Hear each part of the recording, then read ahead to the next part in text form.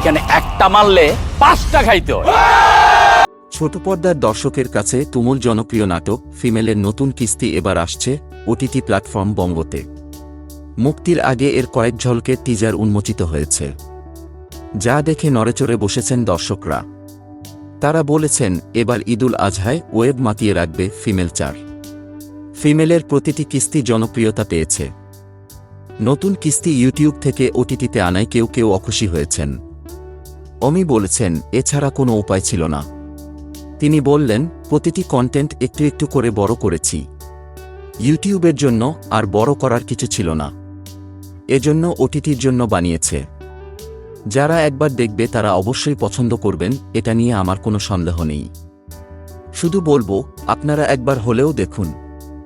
Female 4 ওটিটির জন্য অনেক বড় পরিসরে বানিয়েছি। কন্টেন্ট দেখার পর মন্দ লাগলে সমালোচনা মাথা পেতে নেব। সম্প্রতি মুক্তি পায় ফিমেল 4 এর ফার্স্ট লুক। তাতে দেখা যায় এই পরিচালকের জনপ্রিয় ধারাবাহিক ব্যাচেলর পয়েন্টের সব প্রিয় মুখকে। জিয়াউল হক পরাস থেকে শুরু করে মারজুক রাসেল, শরাফ আহমেদ জীবন, পাভেল, শিমুল, সুমন পাটোয়ারি, শিবুলু মৃধা প্রমুখ।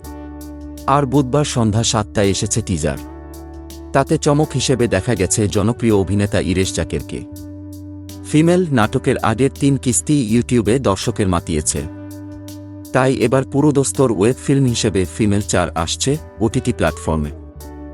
এই প্রসঙ্গে অমি বলেন, প্রতিনিয়ত নিজেকে প্রস্তুত করছি, শিখছি, ভুল করছি, আবার নিজেকে সংশোধন করছি। ওটিটিতে আমার কাজ দেখতে গেলে টাকা দিতে হয়। নতুন প্ল্যাটফর্ম, নতুন নিয়ম, তাই কাজটিও আমি ওই রকম যত্ন সহকারে করি। আপনারা যদি টাকা দিয়ে ভালো কাজ দেখেন, তাহলে আমাদের দেশে ভালো কাজের সংখ্যা আরও বেড়ে যাবে। নির্মাতারা বড় পরিসরে কাজ করার সাহস পাবে। বঙ্গের chief content officer Mushfiqur Rahman Manju বলেন, অমি ও তার টিমের সঙ্গে আমাদের পূর্বের কাজের অভিজ্ঞতা খুবই ভালো।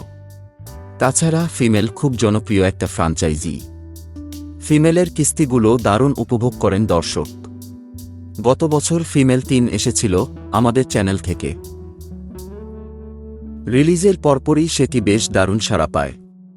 তাই জনপ্রিয় এই নাটকটিকে আমরাও চাই আরও বড় পরিসরে আনতে। আশা করছি এই ওয়েব ফিল্মটিও দর্শকদের সমানভাবে ভালো লাগবে।